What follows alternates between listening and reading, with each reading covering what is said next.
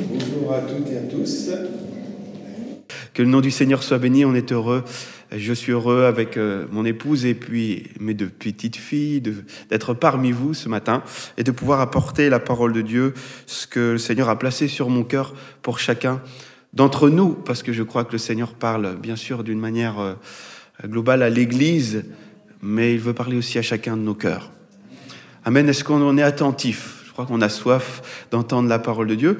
Alors je voudrais partager avec vous un passage qui est dans l'évangile de selon Luc, l'évangile de Luc au chapitre 5, on pourrait le lire ensemble.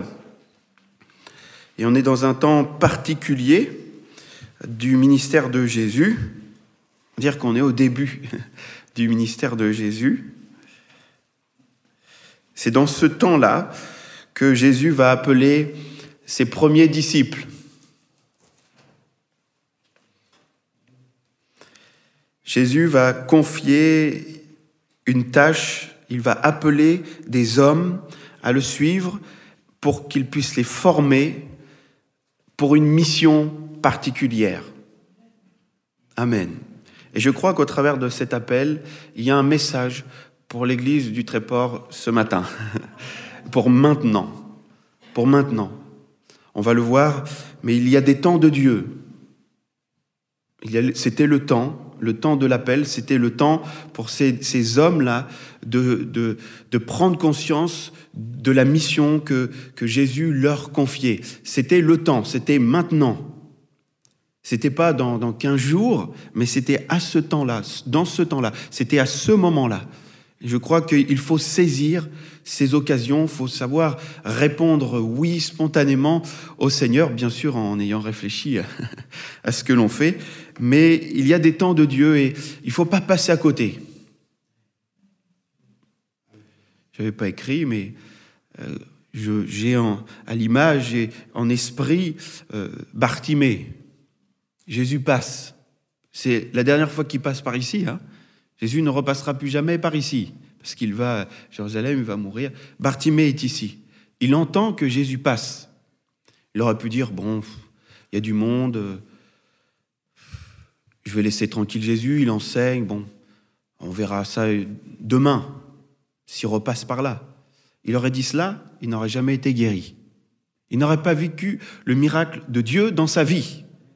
Il n'aurait pas vécu le miraculeux. Et je pense que c'est ce qu'on aime à vivre, voir Dieu en action au milieu de nous et dans nos vies. Amen.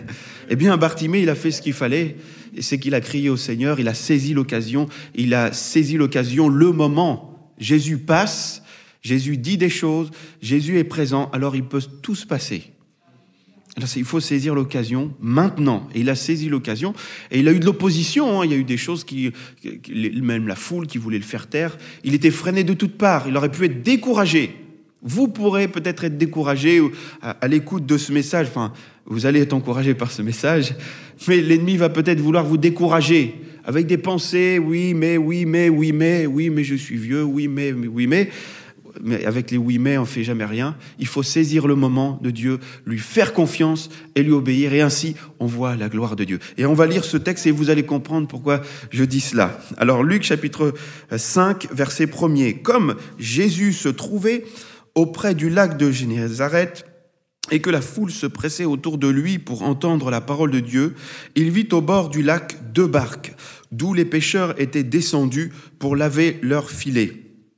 Il monta dans l'une de ces barques qui était à Simon et il le pria de s'éloigner un peu de terre. Puis il s'assied de la barque et il enseignait la foule. Lorsqu'il eut cessé de parler, il dit à Simon, « Avance en pleine eau et jetez vos filets pour pêcher. » Simon lui répondit, « Maître, nous avons travaillé toute la nuit sans rien prendre, mais sur ta parole, je jetterai le filet. » L'ayant jeté, ils prirent une grande quantité de poissons et leurs filets se rompaient. Ils firent signe à leurs compagnons qui étaient dans l'autre barque de venir les aider. Ils vinrent et ils remplirent les deux barques au point qu'elles enfonçaient.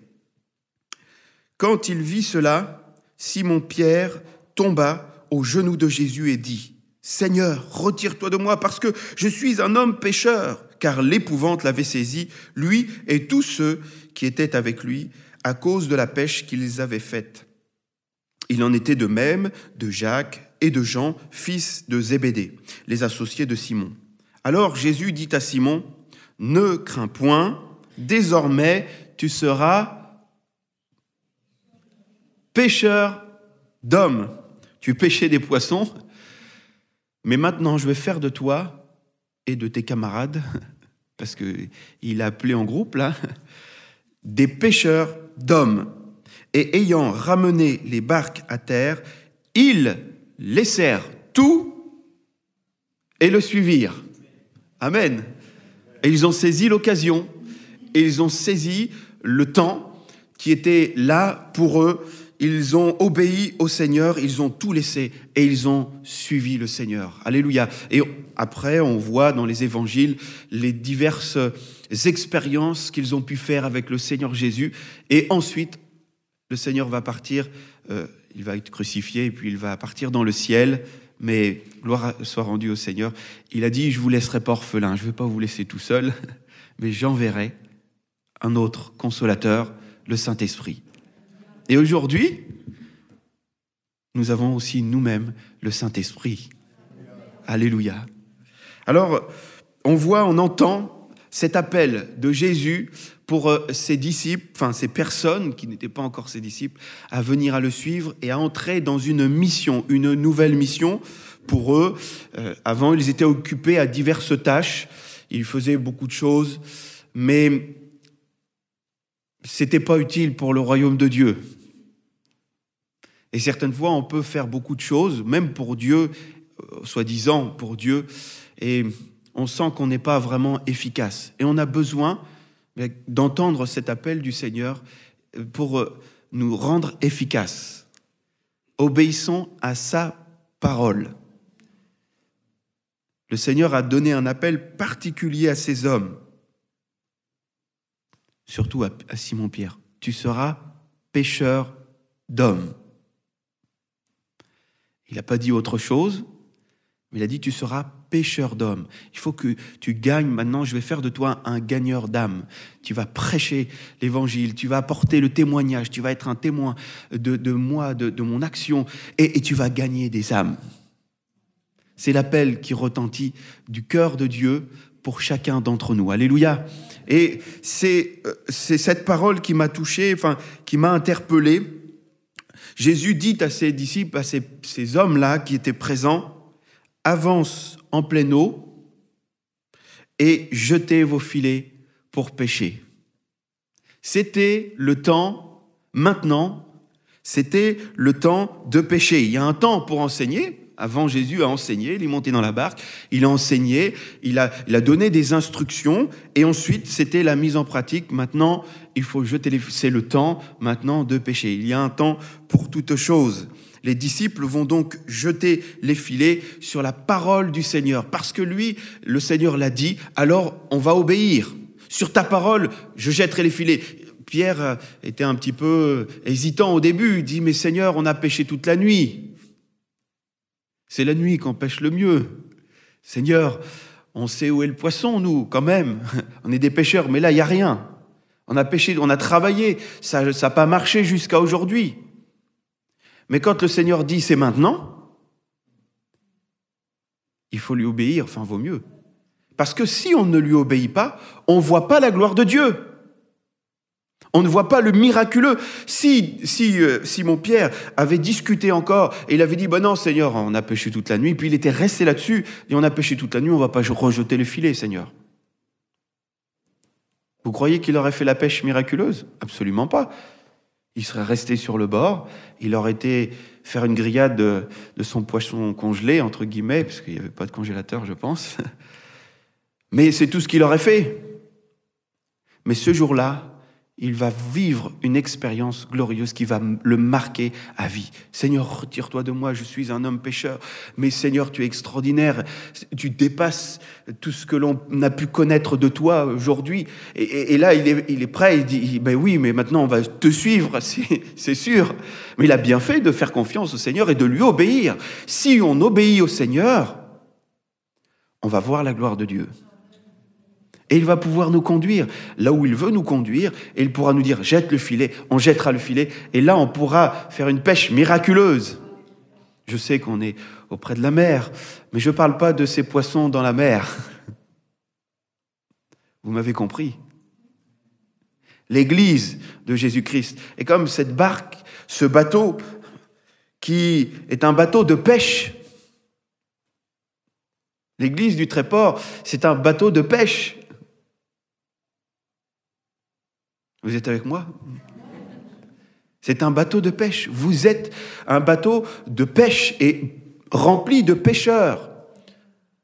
Pas de pêcheurs, des pêcheurs sanctifiés, mais des pêcheurs d'âmes. C'est pas un bateau de croisière, n'est-ce pas? Des fois, on prend l'Église comme un bateau de croisière et puis on s'arrête une petite crique et puis on fait que chanter des cantiques, on reste entre nous parce qu'on est bien. Ben, c'est bien d'être bien entre frères et sœurs, de s'aimer les uns les autres. C'est ce que le Seigneur nous demande.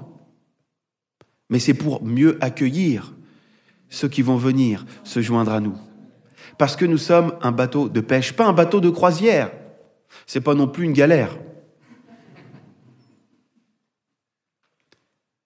Et dans une galère, c'est la guéguerre, c'est l'esclavage. Vous me comprenez dans ces images?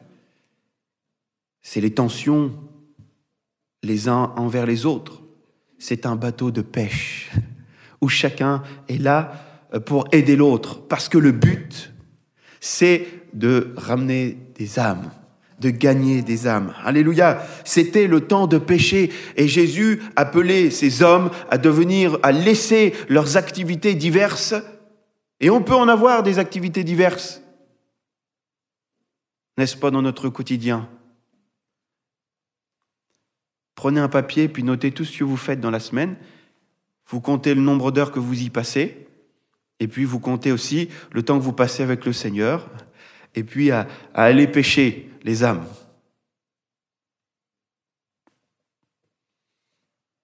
Bon, je ne vais pas vous demander de le dire devant tout le monde, mais on pourrait être gêné devant le Seigneur de dire « je passe si peu de temps finalement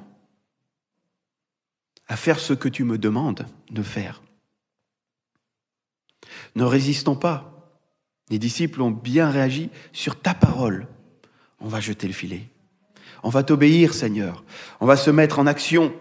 Seigneur, pour l'évangélisation, c'est pas une croisade que l'on est en train de faire. On est en train de sauver des perdus. C'est comme l'arche de Noé. Elle était construite, il construisait l'arche et puis il était un témoignage pour toute sa génération. Il disait, mais montez dans le bateau. C'est le temps de monter. Parce qu'il va se passer un déluge. Quelque chose que vous n'avez jamais vu d'inédit. Et il faut que vous soyez sauvés. Mais si peu, pendant toute cette génération, sont montés dans l'arche. Pourtant, il a fait ce qu'il fallait. Mais nous, aujourd'hui, moi, je crois que le Seigneur nous dit qu'il y a d'innombrables âmes à gagner, qui sont prêtes, la moisson est blanche. Mais il y a peu d'ouvriers. On pourrait dire qu'il y a peu de chrétiens qui prennent conscience de cet appel. Avance en pleine eau et jetez les filets. On n'est pas un bateau de croisière. On est bien là et puis on regarde et puis on est émerveillé et puis c'est tout ce qu'on fait. Le Seigneur nous dit, oui, passe du temps dans ma présence, fais-toi du bien, mais aussi également, tu vas chercher les âmes qui sont perdues parce que l'éternité arrive. Jésus revient bientôt. Il revient chercher ceux qui seront montés dans l'arche.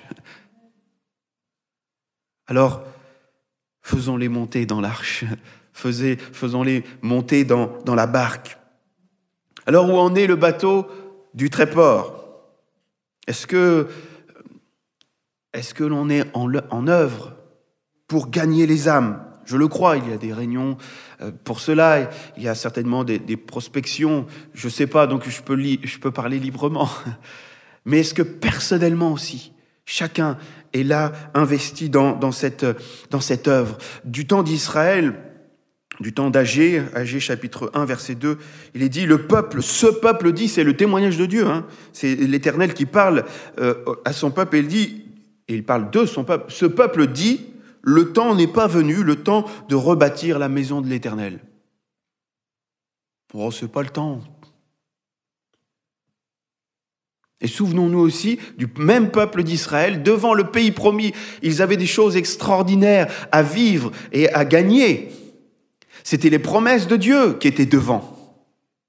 Et les promesses de Dieu, c'est glorieux, c'est bon. Amen, la volonté de Dieu est bonne, agréable et parfaite. Alors entrons dans les projets de Dieu. Et le peuple d'Israël était là, devant ces promesses de Dieu, devant sa volonté. Ils étaient là au Jourdain, ils ont envoyé des espions, et 10 sur 12 vont décrier, ils vont dire le pays est super, mais ils vont dire dans ce pays il y a des géants, on est comme des sauterelles, c'est mort, on ne va pas y arriver. C'est comme si, exactement comme pour Pierre, jetez les filets ou avancez maintenant. Avancez, vous allez conquérir. C'est pour vous le pays. Pour Pierre, c'était avance en plein eau et jetez les filets. Simon-Pierre, il a obéi. Le peuple d'Israël a désobéi parce qu'ils n'y sont pas allés. C'était le temps de Dieu. Et malheureusement, ils ont perdu 40 ans dans le désert. Et tous ceux qui n'avaient pas obéi sont partis. C'était une nouvelle génération, ensuite, qui est venue et qui a pris le flambeau et qui, eux, sont allés derrière Josué. Ils ont commencé par Jéricho et puis ensuite, il y a eu des expériences et ils ont gagné le pays promis, ils sont rentrés dans les promesses de Dieu. Le Seigneur nous dit, avance en pleine eau et jetez les filets. C'est le temps maintenant. Moi, je suis pas du Tréport, mais j'aimerais bien et je prie pour vous, pour que la prochaine fois que je revienne, toutes les chaises là, et même on en rajoute ici, qu'on soit même tellement débordé de nouvelles âmes, qu'on soit obligé d'appeler une autre barque et d'en remplir une autre, et qu'elle soit pleine aussi à craquer. C'est l'image là, hein? Seigneur, suscite la foi dans le cœur, là. Il y a des projets qui viennent. Mais qu'est-ce que je pourrais faire? Seigneur, comment on peut faire? Oui, on entend cet appel. D'ailleurs, la parole de Dieu se confirme, hein, et l'appel de Dieu, il est le même pour les disciples comme pour nous. Là, vous pourrez dire, oui, mais là, c'était à Simon-Pierre, vous extrapolez. Mais écoutez, je vous lis dans Matthieu chapitre 28, versets 18 à 20. Jésus s'étant approché, leur dit ainsi, « Tout pouvoir m'a été donné dans le ciel et sur la terre. Allez, faites de toutes les nations des disciples, les baptisant au nom du Père, du Fils et du Saint-Esprit, et enseignez-leur à observer tout ce que je vous ai prescrit. Et voici, je suis avec vous tous les jours jusqu'à la fin du monde. » Amen. Et cet appel-là, il est pour tous les disciples de tous les temps. Amen. Allez, faites de toutes les nations des disciples, avance en pleine eau, jetez les filets. Il faut parler du Seigneur. Alors, ils vont obéir, ils laissèrent tout et le suivirent. Qu'est-ce qui pourrait nous retenir encore à terre? Qu'est-ce qui peut nous retenir d'agir de cette manière, dans l'obéissance au Seigneur? Est-ce une maison à construire, une belle habitation, ou une vie tranquille, pépère? On n'est pas trop gêné? Est-ce que c'est aussi des craintes, des peurs qui vont nous retenir d'avancer et d'entrer dans l'œuvre de Dieu? Abandonnons-nous au Seigneur. Ils laissèrent tout et le suivirent. C'est alors que, moi je le crois, vous allez vivre. Et tous ceux qui obéissent au Seigneur, ils vivent le surnaturel de Dieu, le miracle. Des âmes se donnent au Seigneur. On voit l'Église grandir en nombre, mais aussi en qualité spirituelle. On voit que l'Église grandit. Il y a des choses extraordinaires qui se passent. Avance en pleine eau. Amen. Alors pour avancer en plein eau, on va aller un petit peu plus loin. Pour avancer en pleine eau, ça demande de l'énergie. On parle là de barques, et à cette époque, donc je me suis renseigné dans certains livres, pendant la période donc romaine, d'innombrables petites barques de pêche parcouraient le lac. Et ces barques, c'était souvent des bateaux à rames, et certains avaient des rames avec des voiles. Donc pour avancer, il fallait ramer. Et puis j'ai vu une sœur qui dit d'avoir les voiles c'est mieux. Oui, parce qu'à force de ramer, c'est la galère. Hein. Mais il fallait les deux. Et je pense que il devait y avoir dans cette barque était de cette manière en ce temps-là. Donc des rames étaient présentes pour avancer, et puis aussi les voiles. Donc ça demande de l'énergie, tout cela. Et le bateau du tréport, pour qu'il avance, ou l'église, on pourrait dire comme cela, ça demande à ce qu'il y ait des gens qui rament, et ça demande aussi à ce qu'il y ait, on va dire, les voiles qui soient bien sensibles au vent. Et je voudrais aborder ces deux points aussi avec vous, afin que nous comprenions que si le Seigneur nous appelle à le servir et que nous lui obéissions, alors il sera avec nous et nous pourrons voir sa gloire. Alléluia. Alors, tout d'abord, ça demande de l'énergie en ramant. Cela nous parle de chacun à sa rame.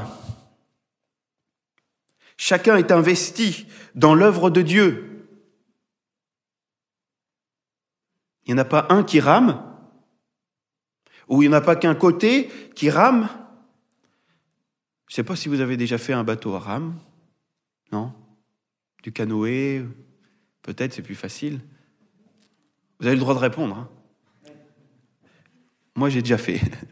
Mais si je rame tout seul d'un côté et que je transporte une 50aine de personnes, je vais tourner en rond. Déjà, parce que il va falloir faire un coup de chaque côté et je vais m'épuiser. Alors que si chacun tient sa rame, en fait, chacun fait un effort mesuré et on avance à bon rythme. N'est-ce pas? Dans l'Église, je crois que ce que le Seigneur désire, plus que tout, c'est que nous soyons tous, et chacun en particulier, zélés pour lui et pour son œuvre. Qu'il y ait ce zèle, cette énergie dans notre cœur pour le Seigneur, pour le servir. Je ne viens pas ici pour simplement être présent. Certains disent pour chauffer une chaise. C'est pas le but. Le but, c'est d'être ensemble, d'être zélés, d'exprimer notre zèle pour le Seigneur. Le zèle de ta maison me dévore. Seigneur, je suis amoureux de toi, je t'aime, Seigneur, je veux te servir. Et je veux te servir dans l'église, je veux te servir pour l'église, Seigneur. J'ai ma rame, alors je suis à la réunion de prière, je suis là à l'étude biblique, je suis présent pour l'évangélisation. Seigneur, j'ai ma rame, Seigneur, je suis là. Et Seigneur, j'œuvre aussi. Alléluia. Quand il y a des actions, quand le pasteur qui est devant, qui donne le rythme et la direction, parce qu'il est sensible au Seigneur. S'il dit tourner à droite, ceux de gauche, ils arrêtent, et j'encourage ceux de droite. Et puis, ils tournent à droite. Et ainsi de suite. Et quand il faut avancer plus vite, parce que c'est difficile, parce qu'il y a la tempête, eh bien, tout le monde s'y met. Le zèle de ta maison me dévore. Seigneur, je veux vraiment vivre toujours cet amour premier pour toi, cet amour qui fait de toi le premier dans ma vie. Je veux pas être comme cette église d'Éphèse à qui tu reproches dans l'Apocalypse. Bien, ce que j'ai contre toi, je connais tes œuvres, je sais que tu travailles, tu as persévéré, c'est bien. Tu continues, c'est bien, tu es zélé pour le Seigneur. Mais ce que j'ai contre toi, c'est que il y a le moteur qui marche plus là. Tu es en inertie en fait. C'est que tu as abandonné ton premier amour. Le zèle, la motivation, l'amour pour le Seigneur, il doit être toujours brûlant. Alléluia. Et cela nous parle donc chacun à sa rame, chacun particulièrement est utile à l'œuvre de Dieu. Alors mon frère, ma sœur, ne dis pas, j'ai des cheveux blancs, vous l'avez vu là? Non, non. Ou je vieillis, je peux plus marcher, je peux plus aller faire de la prospection, je peux plus faire ces choses-là. Mais vous pouvez prier. Et pour l'œuvre de Dieu, je crois que la chose la plus importante, c'est la prière. On commence par la prière. Amen. Et vous inquiétez pas, le Seigneur se servira de vous, même dans votre âge avancé. Et puis pour les jeunes, bien vous qui avez l'énergie, bien vous allez pouvoir faire ce que les autres ne peuvent pas faire. Pour cela que chacun doit être à sa place. Chacun a sa rame.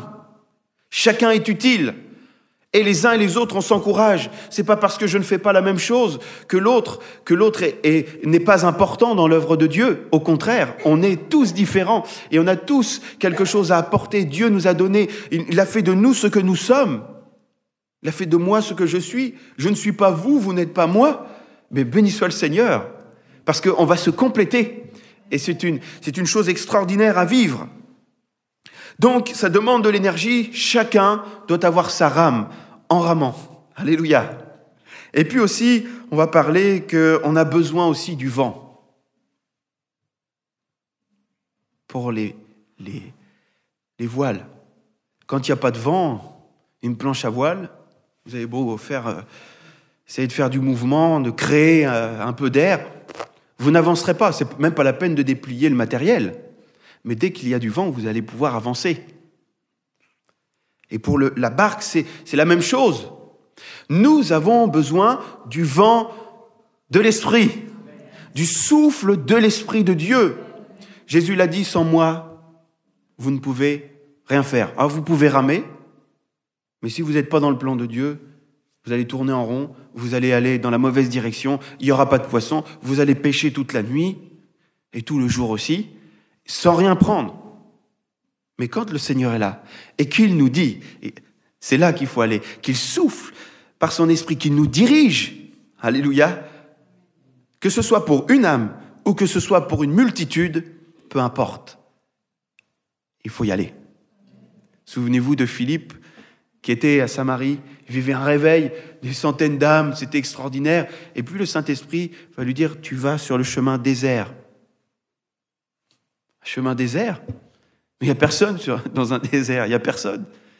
Ben, s'il y avait une âme, l'eunuque éthiopien, et cet homme va être sauvé, il va prendre le baptême. C'est extraordinaire pour une âme. Le Saint-Esprit a guidé Philippe. Nous avons besoin du souffle de l'Esprit de Dieu dans nos voiles pour que l'Église elle avance, pour qu'elle soit efficace. Bien sûr, on doit être là et on doit aussi ramer, mais il faut avant tout le souffle de l'Esprit de Dieu. Sans l'Esprit de Dieu, nous ne pouvons rien faire.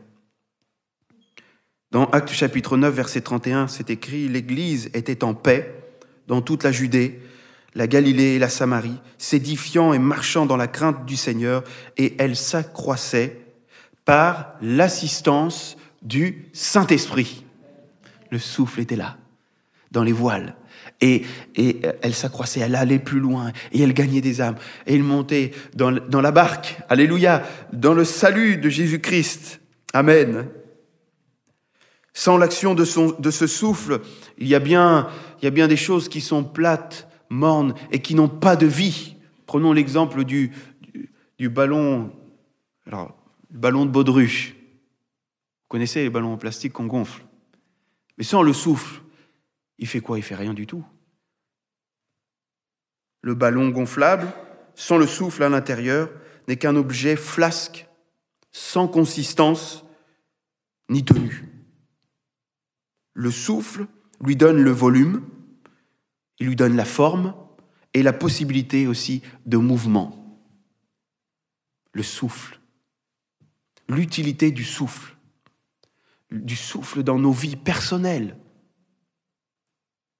Et aussi, d'une manière générale, le souffle de l'Esprit de Dieu sur l'Église, qui vient dans les voiles, qui sont là, qu'on a bien tendu. On va voir quels sont ces voiles qui doivent être tendus pour que, personnellement, nous vivions le renouveau dans le Saint-Esprit, le baptême dans le Saint-Esprit, ce souffle de Dieu, que nous le recevions et que nous puissions aller et accomplir la mission que le Seigneur nous a donnée et nous a confiée. Parce que n'oublions pas que les disciples qui ont été appelés par le Seigneur Jésus à aller et faire de toutes les nations des disciples, Jésus leur a dit « Restez à Jérusalem, pour recevoir le Saint-Esprit avant.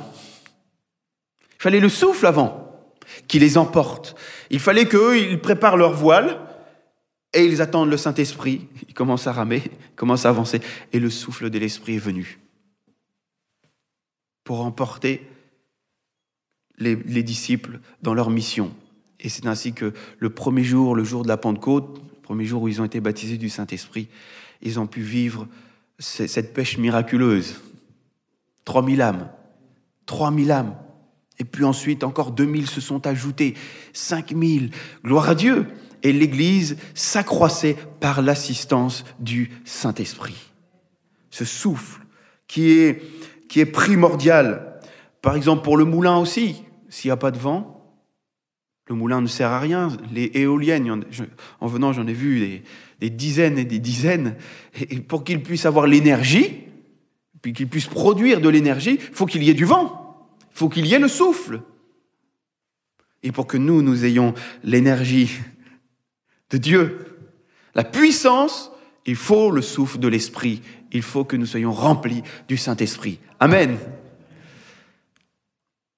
Le souffle de l'Esprit de Dieu. Alors, je voudrais peut-être poser cette question. Est-ce que le vent a cessé aujourd'hui? Est-ce qu'il a cessé de souffler? Est-ce que vous croyez que le Saint-Esprit a arrêté de souffler? Moi, je crois qu'il souffle encore. Il souffle. Mais si les voiles sont rangées, ça ne sert à rien. On n'avancera pas. Il faut déployer nos voiles. Je crois qu'il y a des besoins ce matin. Besoin, premièrement, d'entendre la voix de Dieu qui dit « C'est toi que j'appelle, Église du Tréport, à aller chercher les âmes. C'est toi que j'appelle à être zélé pour mon œuvre et pour mon nom. C'est toi que j'appelle à être renouvelé ou baptisé du Saint-Esprit. Il faut que tu déploies maintenant tes voiles.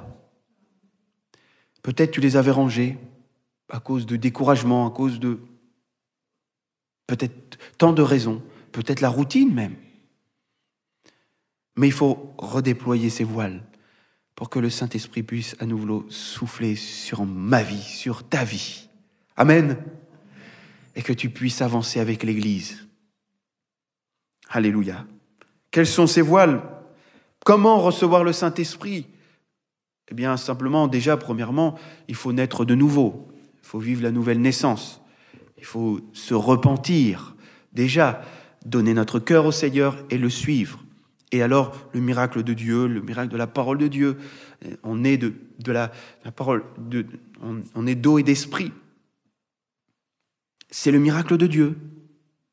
L'apôtre Pierre disait, justement, au temps de la Pentecôte, au moment de la Pentecôte, à ces hommes, ces femmes qui disaient, mais que ferons-nous, hommes frères, que ferons-nous pour vivre ce que vous vivez, cette chose extraordinaire? Il parle des merveilles de Dieu en notre langue maternelle. Il y a quelque chose qui est extraordinaire. Ils sont baptisés du Saint-Esprit. Mais comment vivre cela? Eh bien, Simon-Pierre va dire, repentez-vous et que chacun de vous soit baptisé au nom de Jésus-Christ pour le pardon de vos péchés et vous recevrez le don du Saint-Esprit, car la promesse est pour vous, pour vos enfants et pour tous ceux qui sont au loin, en aussi grand nombre que le Seigneur, notre Dieu, les appellera. Amen. Donc cette promesse, elle est aussi pour nous aujourd'hui. Nous qui avons donné notre cœur au Seigneur, qui sommes nés de nouveau. C'est la première des voiles qui doit être ouverte. Je suis né de nouveau, je suis un enfant de Dieu. Alors, si tu es un enfant de Dieu, tu marches dans la foi au Seigneur Jésus, alors tu dois recevoir le don du Saint-Esprit, la puissance du Saint-Esprit pour être le témoin de Jésus et un pécheur d'hommes et de femmes, d'êtres humains, d'âmes vivantes. La deuxième voile, c'est l'obéissance. Le Saint-Esprit que Dieu a donné à ceux qui lui obéissent. Actes chapitre 5, verset 32. Le Saint-Esprit est donné par Dieu à ceux qui lui obéissent.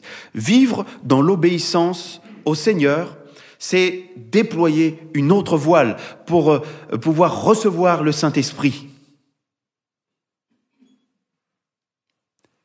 Quand le Seigneur me dit « Tu aimeras ton prochain comme toi-même », quand le Seigneur nous dit « Pardonne à celui qui t'a fait du mal », quand il nous dit et quand il te dit « Aime ton ennemi, aimez vos ennemis », est-ce qu'on est toujours dans l'obéissance? Ou est-ce qu'on est des fois à trouver des excuses pour ne pas obéir? L'obéissance.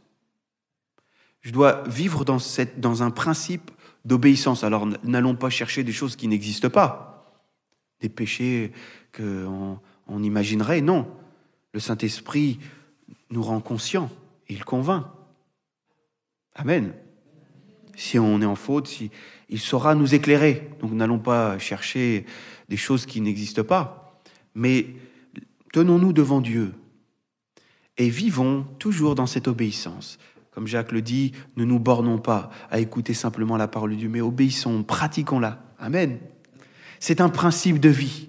Alors si on a ce principe de vie, c'est comme si on a en permanence cette voile pour recevoir le Saint-Esprit. Amen.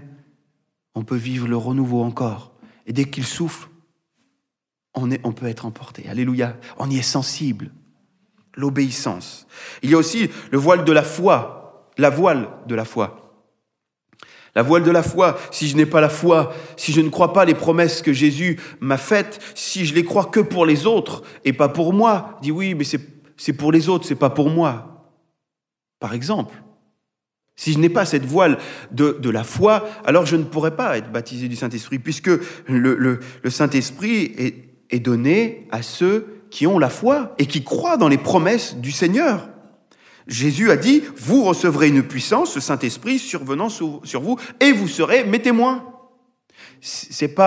Il n'a pas dit à simplement 2-3 personnes, c'est pour nous tous. Nous devons recevoir le Saint-Esprit. Alors pour recevoir cette promesse, il faut croire celui qui a fait cette promesse, le croire, et saisir aussi spirituellement cette promesse par la foi. Amen. Dieu n'est pas un homme pour mentir. Quand il dit quelque chose, il l'accomplit. Alors je vais dire que ce matin, cette salle, ce soit comme une chambre haute.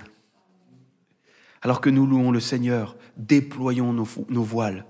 Seigneur, je suis né de nouveau, je suis ton enfant. Seigneur, je vis dans l'obéissance. Seigneur, je veux me soumettre toujours à toi. Tu le sais. Cette voile, elle est encore déployée. Et puis, j'ai foi en toi, Seigneur. Ce matin, je peux vivre le baptême du Saint-Esprit. Je peux vivre le renouveau dans le Saint-Esprit.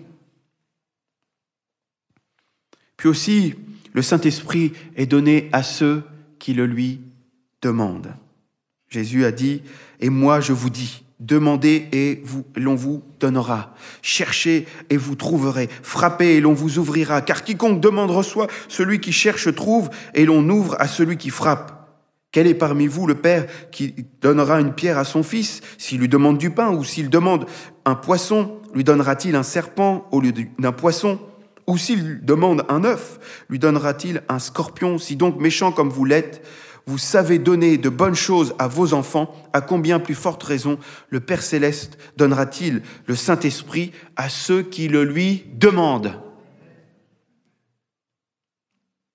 Notre Père nous aime, notre Père nous a fait des promesses. Il attend simplement qu'on le veuille et qu'on le lui demande. Comment demander à Dieu? Par la prière. Par la prière. C'est simple. On n'a pas une formule magique, on n'a pas une prière magique, mais simplement parler à votre cœur, à votre Père. Seigneur, je veux être renouvelé dans le Saint-Esprit. Seigneur, je veux vivre. Seigneur, souffle sur ma vie. Seigneur, mes voiles sont déployées. Je te demande, alléluia. Et puis la dernière voile que je voudrais évoquer, qui me semble être une des principales, la grande voile. Parce que si on ne l'a pas, j'ai l'impression que tout le reste, ça ne suffira pas. C'est la soif. Si j'en ai pas envie, je n'aurai rien parce que je n'en ai pas envie. Si j'ai pas soif, on va pas boire. On n'y va pas spontanément. Mais si j'ai vraiment soif, alors on n'a pas besoin de demander ou quoi, on va le demander, on y va. Amen. D'ailleurs, c'est pour ça que Jésus a dit, et il s'est écrié devant tous, si quelqu'un a soif, alors il ne le dit pas comme moi, hein, parce que là il y a un micro et je ne voudrais pas vous casser les oreilles, mais il s'est écrié, il l'a dit fort, pour que tous l'entendent. Je vais le faire quand même, mais un peu plus loin du micro. Si quelqu'un a soif, qu'il vienne à moi et qu'il boive, alors des fleuves d'eau vive couleront de son sein, comme dit l'Écriture. Et il parlait du Saint-Esprit qui allait venir. Alléluia. Cette promesse, elle est pour vous ce matin. Si quelqu'un a soif, qu'il déploie la voile de la soif, de ce désir ardent de servir le Seigneur, d'être efficace dans le témoignage, dans cette barque, mais de ne pas tourner en rond. Seigneur, on a besoin du souffle de ton esprit pour nous mener là où il y a les âmes. Plus loin, avance en pleine eau. Ça veut dire quoi? Ça veut dire là où tu n'as plus de repères, là où tu n'as plus pied. Tu n'es plus attaché aux choses de la terre, tu t'en es débarrassé, et puis là, tu dépends du Seigneur. Tu ne dépends plus de tes forces, tu ne dépends pas de ton intelligence. C'est ce que Jésus était en train d'enseigner à ses disciples-là. Allez, avance en pleine eau, maintenant fais-moi confiance, et puis tu jettes le filet. Mais on dépend du Seigneur, de sa parole, on dépend du souffle de son esprit sur nos vies. Et il nous demande aussi notre part à nous. Il y a la part de Dieu et il y a notre part. Si j'ai soif, si je demande au Seigneur un renouveau dans mon zèle, Seigneur, que j'ai toujours cet esprit bien disposé. Il n'y a pas beaucoup d'amen. Que j'ai toujours cet esprit bien disposé pour œuvrer avec toi. Seigneur, œuvrer avec toi, jamais sans toi. Je ne veux pas prendre les rames alors qu'il n'y a pas le vent et que tu ne m'as pas demandé de le faire. Mais Seigneur, moi je veux persévérer à l'écoute de ta voix. Et je veux persévérer à travailler avec toi, Seigneur. Toujours à capter le vent. Amen. Toujours sous l'onction de ton esprit. Toujours avec ton esprit. On ne sait pas quand le vent va souffler. On ne sait pas ni d'où il vient, ni où il va. N'est-ce pas ? Mais tu en entends le bruit. Il souffle. Et je crois qu'on doit être prêt. Pour que nous puissions avancer, c'est pas quand le vent commence à souffler ou qu'il souffle, qu'on ouvre les voiles, mais on doit déjà ouvrir les voiles parce qu'on a foi que le Seigneur va envoyer le Saint-Esprit. N'est-ce pas? Donc ce matin, il faut qu'on ait soif. Et tous les jours de notre vie, la soif doit être manifestée. On doit vivre dans l'obéissance. Nos voiles doivent être prêtes. Quand le Saint-Esprit va souffler, on va être tous emportés dans le mouvement de l'Esprit. Alléluia. Alors, c'est vraiment spécifique et un message pour vous. Moi, je crois que c'est le temps. C'est le temps. Avance en pleine eau. Jetez les filets. Attendez le vent du Saint-Esprit, il est là. Le souffle de l'Esprit, il est là. Alors ouvrez vos voiles et laissez-vous emporter par le Seigneur, par ce souffle. J'ai entendu une fois une histoire qui m'a marqué et qui va nous encourager dans le sens à nous préparer à déployer nos voiles. On entend la promesse du Seigneur, le vent souffle, alors on doit être prêt. Pour que quand il soufflera sur nous, on puisse être prêt. C'est l'histoire de 2 paysans qui ont semé dans leur champ. Et malheureusement, il n'y avait pas de pluie, donc il manquait d'eau. Et tous deux vont prier, c'était tous les 2 chrétiens, prier pour qu'il y ait la pluie qui tombe. Et donc un des 2 va prier, et puis ensuite, il va commencer à faire des tranchées tout autour de son champ, il va placer des citernes, il va placer des points pour récolter l'eau, parce qu'il croit qu'il va pleuvoir, puisqu'il a demandé, et il va récupérer le maximum d'eau pour pouvoir aller au maximum plus loin, s'il en a besoin. Et puis l'autre, il a prié, et puis il se croise les bras, puis il attend que ça vienne. Et quand l'eau va venir, elle viendra d'une manière abondante à un moment donné, et puis ensuite il ne pleuvra plus. Celui qui a pu voir la moisson, c'est celui qui avait tout préparé. Il était en train de se préparer. Il se préparait à recevoir la pluie. L'autre, il croisait les bras, il faisait rien. Il y en a un qui se préparait, qui attendait dans l'activité, qui attendait activement. Et l'autre, qui attendait passivement. Celui qui a attendu activement, il a pu voir et vivre la moisson. Malheureusement, l'autre, non, parce que les choses la semence est montée, a germé, puis elle s'est asséchée, parce qu'il y avait manque d'eau. Celui qui a attendu l'eau du ciel dans l'activité et dans la foi, nous donne un bon exemple. L'exemple de ce que nous devons vivre maintenant.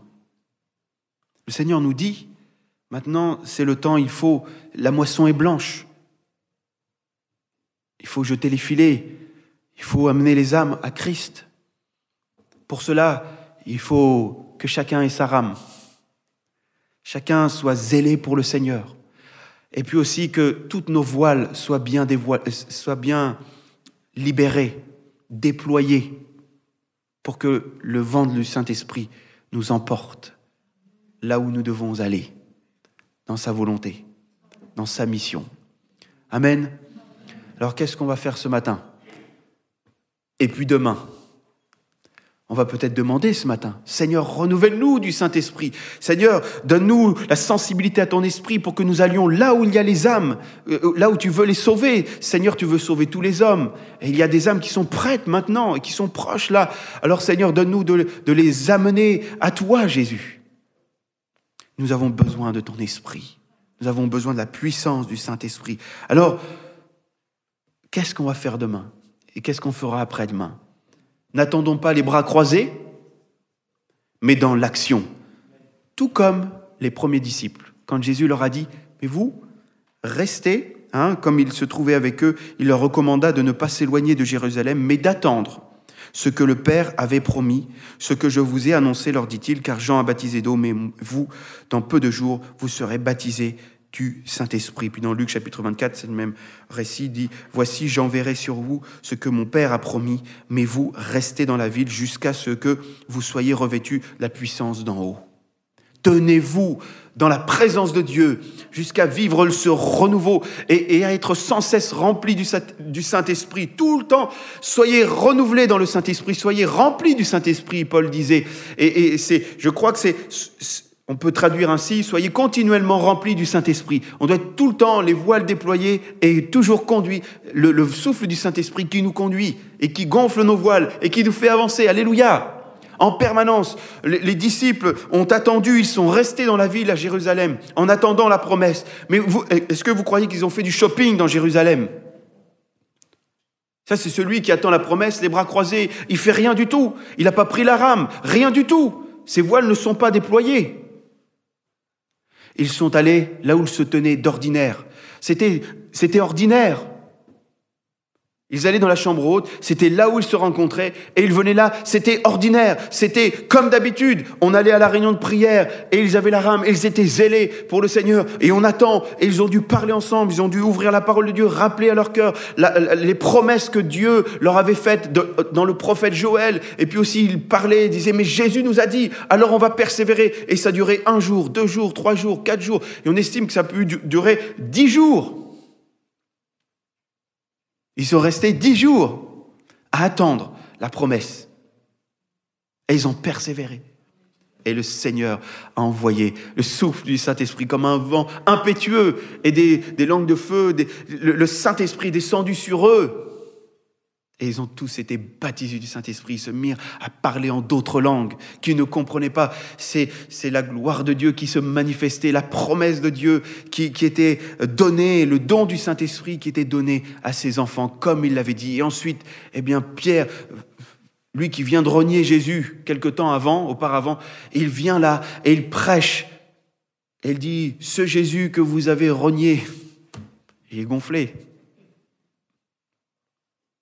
Mais vous savez ce qui s'est passé, c'est qu'il est guéri et qu'il sait que le Seigneur l'a pleinement restauré et qu'il est un pécheur d'hommes. Maintenant, il a l'onction du Saint-Esprit, il a la puissance du Saint-Esprit avec lui. Alors il prêche, il parle de Jésus, son sauveur. Lui qui l'a renié, lui aussi il l'a renié. Mais Jésus lui a pardonné. Alors pour ces hommes, pour ces femmes, c'est la même chose. Repentez-vous, il dit, et vous recevrez le Saint-Esprit.